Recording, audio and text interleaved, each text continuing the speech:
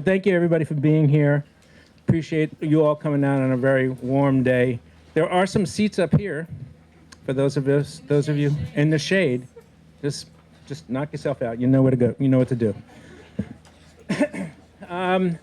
So this is not the first time we have broken ground on this location. And actually, this will not be the last time that we break ground at this location.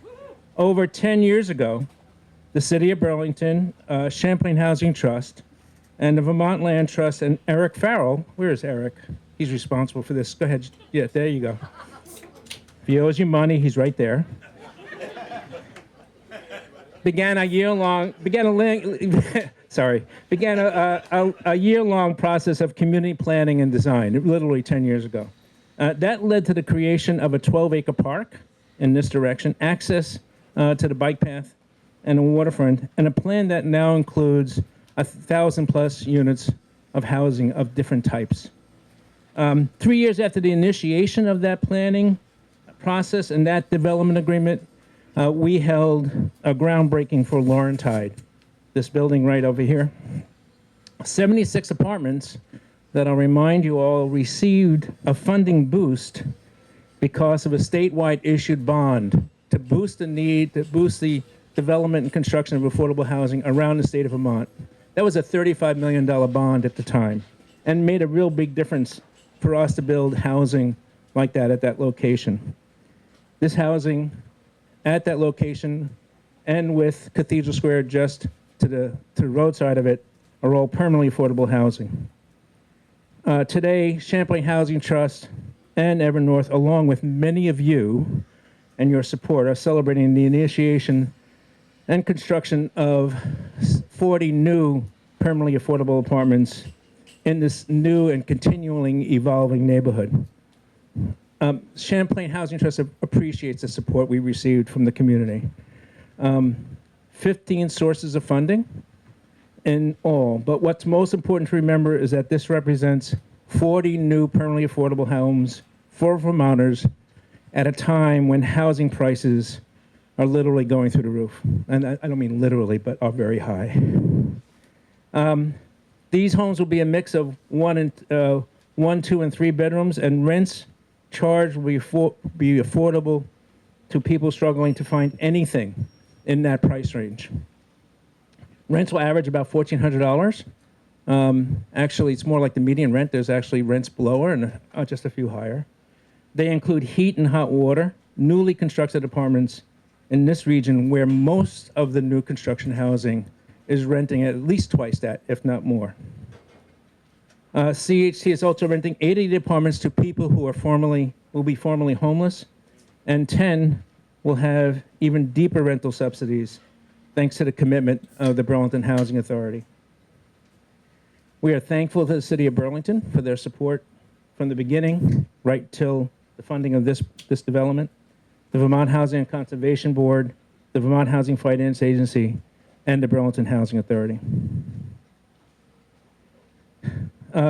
These 40 apartments will help people feel safe and secure in a home that cannot be sold, a home where they cannot be upended or displaced, a home that is permanently affordable for them for as long as they are able.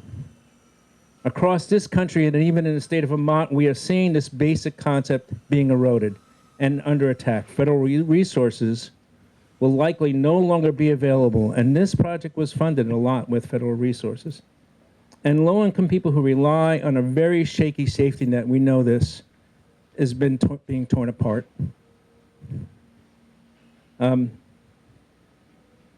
Like that affordable housing bond from 8 years ago, we will soon again need new resources if we're going to build more of these types of developments here and throughout the state. So thank you for coming. It's my pleasure to introduce Rachel Jolly, the Assistant Director of CEDO's Community and Economic Development Office, and a newly minted CHT board member as well. So Rachel is stepping in for the mayor. Thanks, Rachel.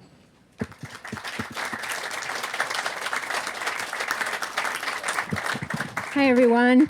The mayor sends her regrets. She would have been here if it were not for a sick child at home. So I'm coming in to play the part of the city, which I'm very proud to do, especially as a new board member. Last night was actually my second board meeting, so it's a great way to get to know CHT from all directions. We're just really excited to be here at this next milestone for this growing mixed income neighborhood at Cambrian Rise. As we break ground on 100 Cambrian Rise, we're also celebrating the partnerships that made it possible. So CHT, of course, Evernorth, and State Treasurer Mike Pieciak. Here in Burlington, our city team is working hard planning for the future growth that is expected as we strive for the ambitious goal of building 7,200 new homes in the next 25 years.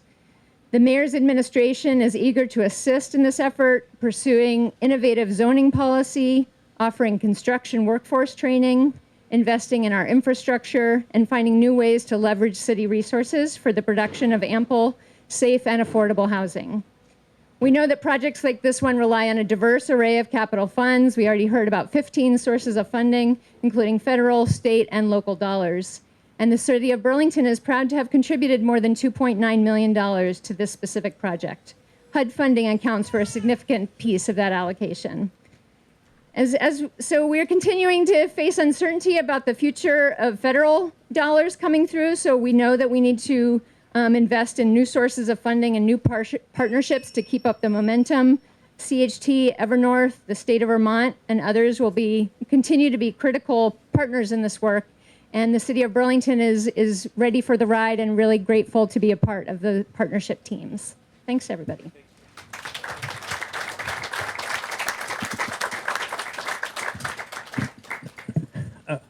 Helen and John, she goes to 2 meetings and she gets a speaking role already.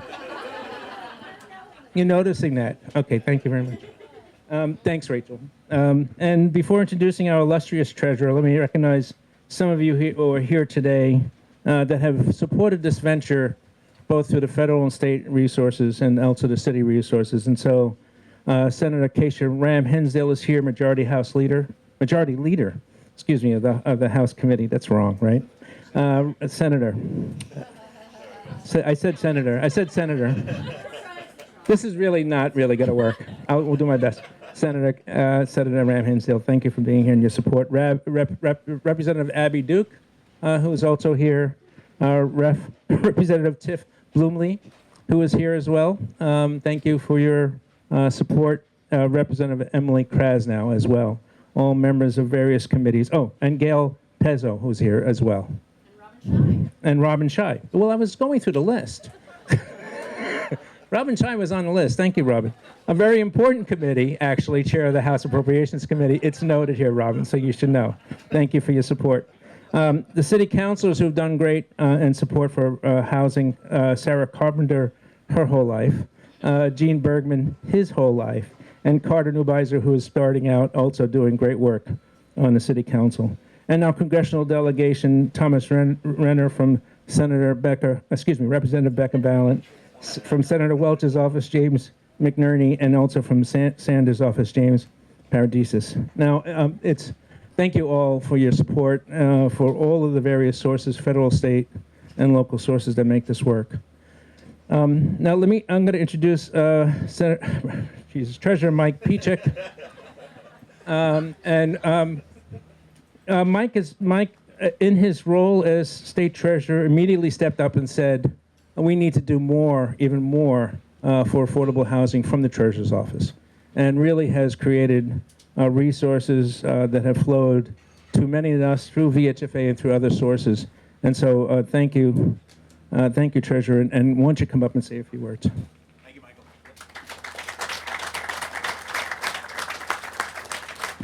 Well, I want to thank Michael and CHT for having me and for putting on this great project of 40 new affordable homes. I just at the top want to underscore the importance of building more homes in Vermont and the importance of building more homes in Vermont.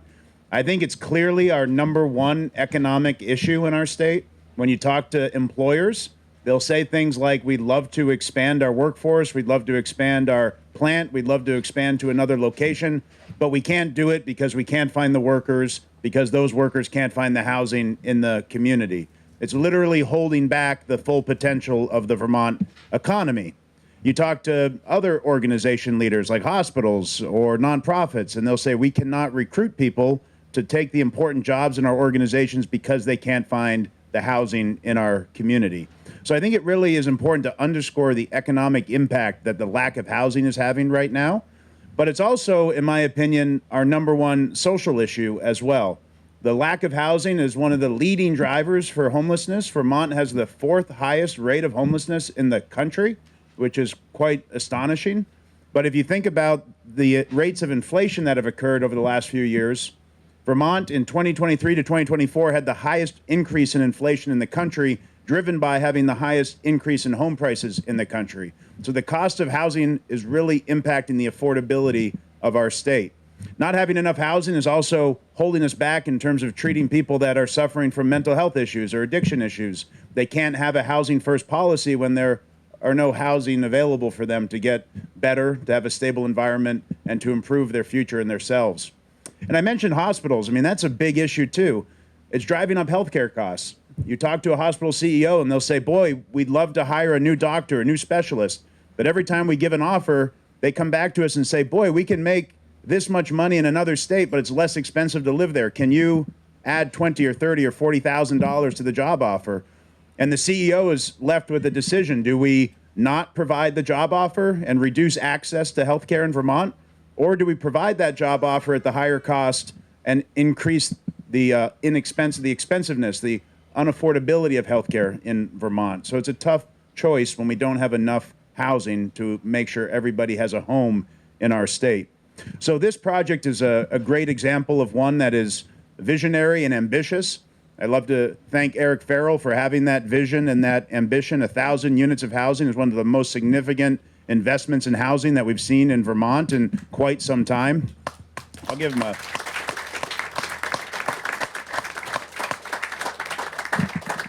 And it is through the partnerships that we're able to make this happen. Obviously, Champlain Housing Trust, but also our partnership with the Vermont Housing Finance Agency, the VHCB, and also the City of Burlington, all of us working together, contributing the resources that we have to make sure that this project can come to fruition. I think those partnerships are so important and so critical at this moment. So I'll leave with this. I mean, the importance of investing in housing can't be underscored enough. Number one economic issue, number one social issue. But also, as you've heard, in this new federal environment that we're operating in, Vermont has to be prepared to have a different approach, making sure that our economy is robust, is strong. We have the revenues that we need to be able to have more independence from the federal government, who is either not going to show up for us or has conditioned their support on things that we don't want to do in our state. So it's going to be really important for us as an underpinning of that strong economy to invest what we need to invest in housing. And just to thank the legislators who are here, who are all housing champions. It starts with the legislature. Thank you for your support. And thank you again for having us here today.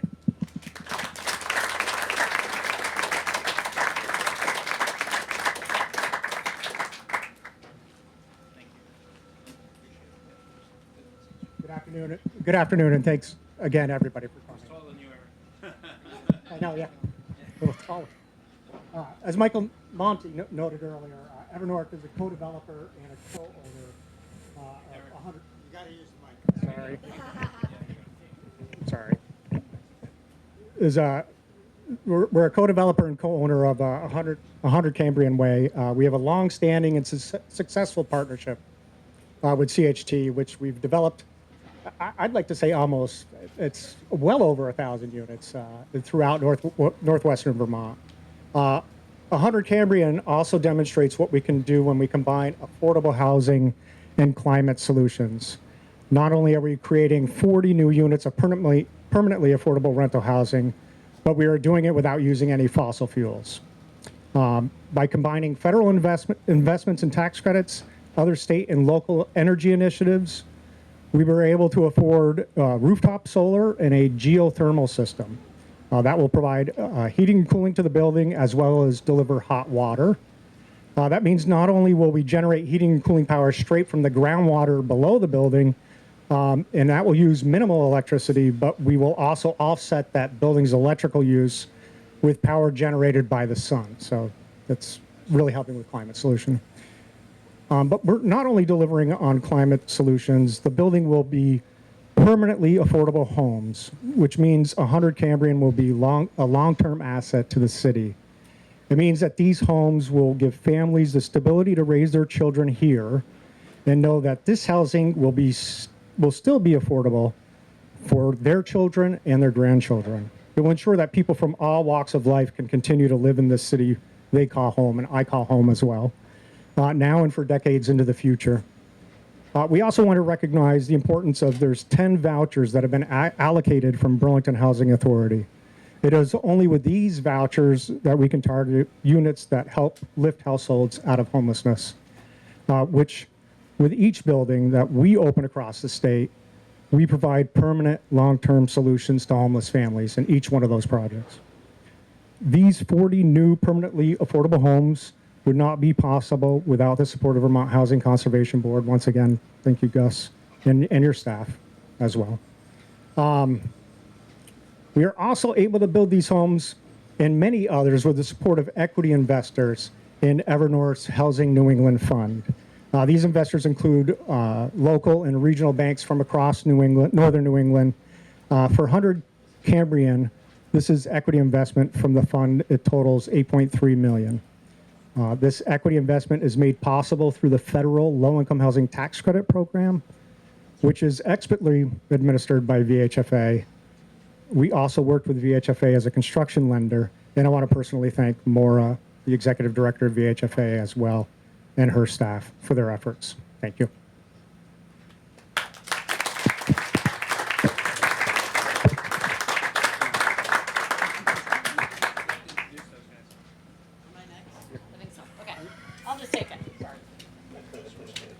Hi, I'm Maura Collins. I'm the executive director of the Vermont Housing Finance Agency. We administer federal tax credits that go to projects like this, and like one we were cutting a ribbon on yesterday in Berlin, Vermont.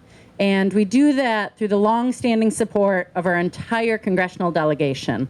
In fact, in this time when there are massive cuts being proposed from the federal budget, there is one little tiny ray of light, which is that Vermont will be getting some more federal tax credits to support housing developments like this in the future.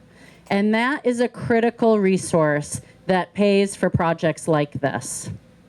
But as we've all pointed out who've been up here, there's the money and there's the rules and all that. But really what all these name dropping that we're all doing, and I'm not being helpful to Michael as he's up here, as I'm throwing out names too, that's really what matters, are the people who are working on these programs.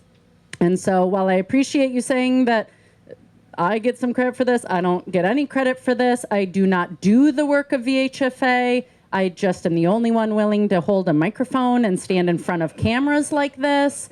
But the real work is by my colleague Nate, who's taking a picture of me right now, and by the team that fuels these organizations that we're all talking about. That is who gets the work done. It also is important at a day like this where we don't yet get to see the building that we've all funded and imagined in our heads and that Duncan Wisniewski has so adequately designed for us. But instead, we're seeing the seeds of what will be a building. And I am among all those who are a huge Hamilton fan, and the line in the song that says legacy is planting seeds in a garden we will never get to see. And that is what is happening today. Not all of us are going to be able to be here at the ribbon cutting, and not all of us are going to be able to see the dozens and dozens and dozens of families who live in this building to come. But this is a legacy of the good work that is done by all of these organizations. And that is at the top of my mind today when I see Burlington City Councilor Sarah Carpenter sitting here today, because prior to her last 7 years on the City Council, she was the executive director of VHFA for the 20 years before that. And that kind of work leaves a legacy that will continue for generations to come. So thank you for all of you who have worked on this project and will build that future state for people who we will never even get to meet. Thank you.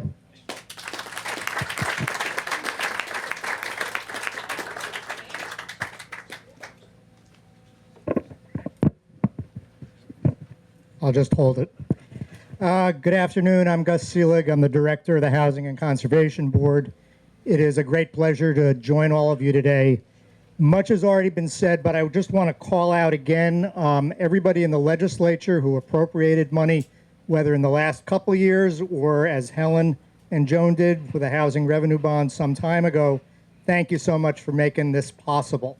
And to our congressional delegation, the reason they've been able to appropriate so much money is because of those all-state minimums and pandemic-era money that you got to us, and that made our housing investments really be able to grow.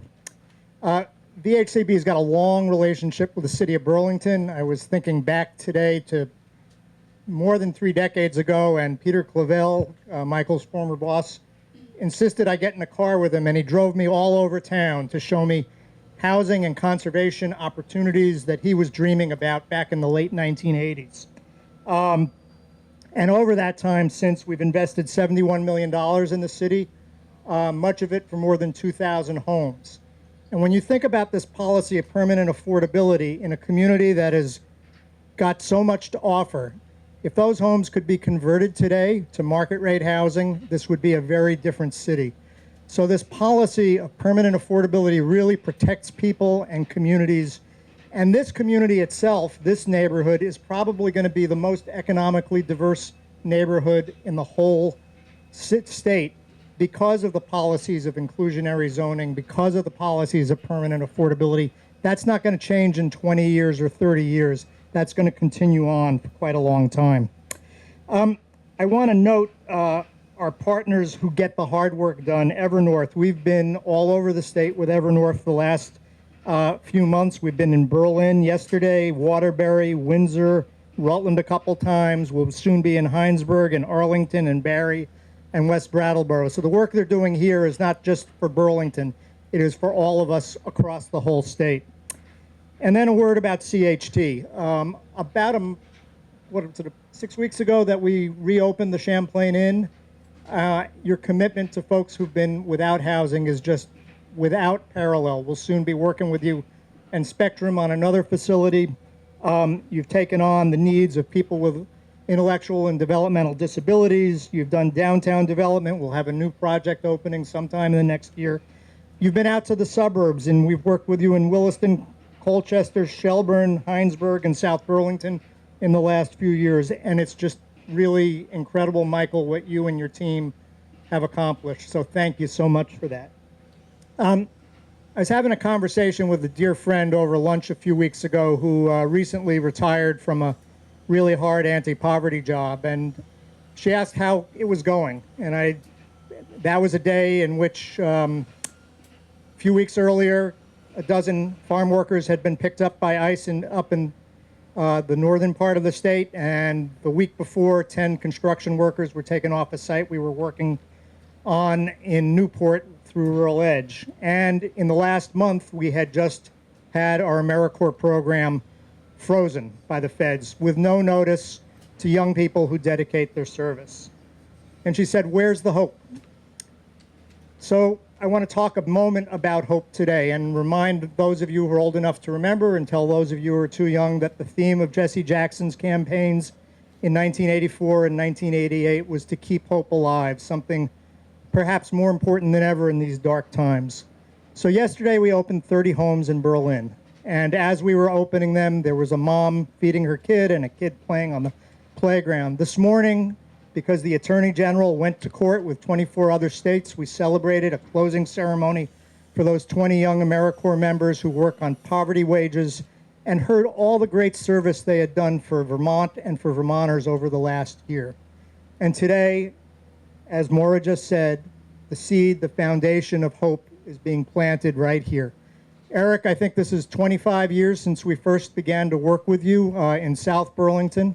It's a great legacy. Yeah, we both got old.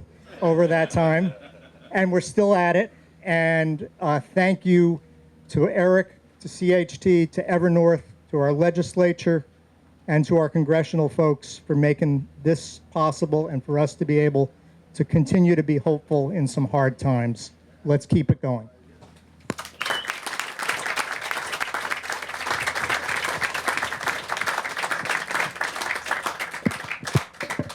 We're almost done. So we're just going to thank a few other folks who actually went and did the work. I know the support that we've gotten from all of you is critical. But to Duncan Wisniewski, neither of whom are here, but their able staff is here. The able owners of Duncan Wisniewski are here. And they are the project architects for so much of the great work that we do. When it comes time to do something which requires taking care of our needs and being thoughtful about the work and coming in on doing it on time and in a way that is affordable, we can rely on them always. So this is the reason why we're always going to you all for your support. Thanks, Mike. And you were able to adjust it. Thank you. I just want to thank our Evernorth staff, key staff that are really working on this project. I have been working and will continue to work on this project. The Evernorth real estate development team, Jess Newbold, the developer, Devin Weston is our project manager, Ryan Baker Dunn, also a project manager, and Sue Krajak, who's our closing manager. On the community investment side, those that help bring in that equity, the $8.3 million, Brandon Simpson and Bill Schrecker, who's here today as well. Thank you so much. Without all your hard work, we wouldn't be able to get this off the ground. So thank you.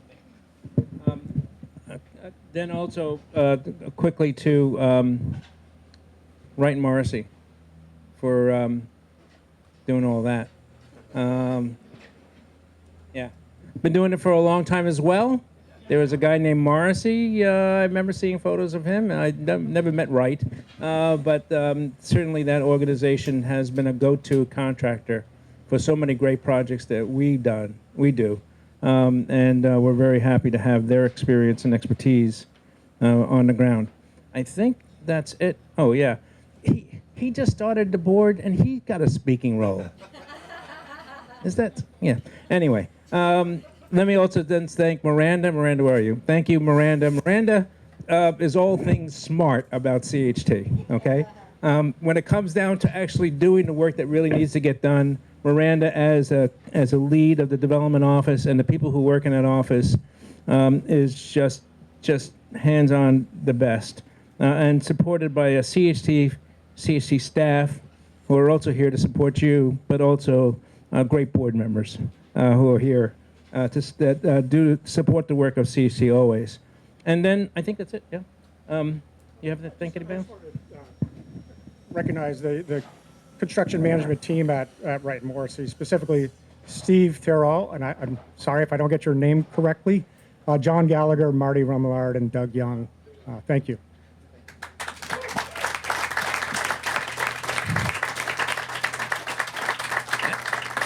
And just before we go do the groundbreaking, I said at the very beginning, first sentence, that I said, this will not be the last time we do a groundbreaking at this site.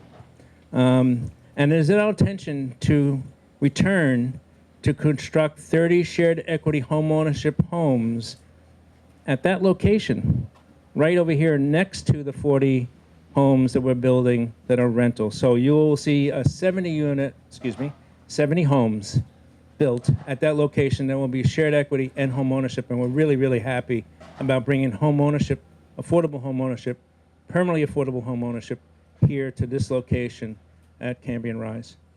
So with that, we're going to do a groundbreaking, yeah? We're going over there. Everybody goes over there. Thank you.